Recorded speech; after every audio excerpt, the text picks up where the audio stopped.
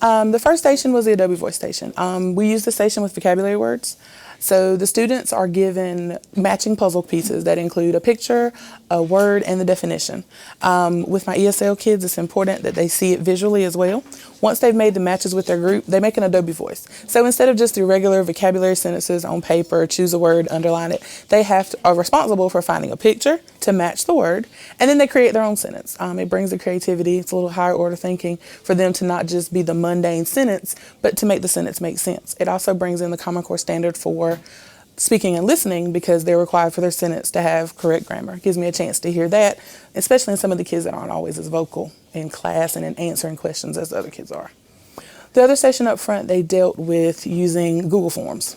The station dealt with irregular nouns, so their job was to work on the irregular nouns, but then they scanned a QR code that I had created, and when they went inside, it gave them the same exact worksheet that was in front of them, and their job was to read the sentence and choose the correct word, and then they have to type the word in, and as long as they remember my directions to hit submit, the answer comes straight to me.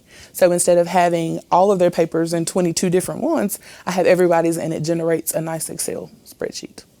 I think digital learning has brought the classroom to where they are outside of the classroom. The world they live in is digital. Everything they touch, everything they're around is digital. When we taught time, an analog clock to them was a dinosaur. Everything they see had digital time on it. So I think making digital learning a part of the room helps make the connection. They're excited that it's on the iPad. It's not always paper pencil, that it's a chance for their thinking to be a little more creative. It gives them a chance to kind of express themselves. I see things in them and some of the shyer kids that I never see if we were always whole group. Even in small group, some kids are still intimidated, but when they feel like they take ownership of their own learning, I think digital helps with that. I think it's helped time-wise. I spoke earlier of the spreadsheet with Google Forms. Going from 22 spelling tests to one Google sheet where I can just go across and really pick up who's missed the word, it helps. I think it's efficient as far as the kids being able, for me having some direct feedback immediately. For instance, even something as simple as the Read Theory app. It's a reading comprehension, they read the story, but it gives me instant data. So I know the kids that are playing. It tells me the kids that are rushing through. It tells me the kids who aren't getting their points. And I can say, hey, from my station that I'm working with another set of kids, back on task. I don't have to wait till I get home and check the paper and realize that they weren't doing what I said or they didn't understand. I can immediately just make a quick glance and know. So I think it brings everything back to the room a little bit quicker. I think it makes student engagement increase.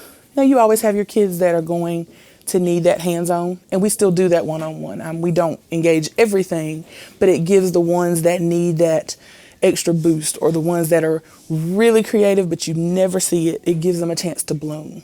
I think it gives them a chance to make that connection that everything digital isn't a video game, that I'm learning, but hey, you caught me off guard. And sometimes it's like, explain, you made me do that. Yeah, I did. You learned that on your own. That wasn't me. You taught yourself something.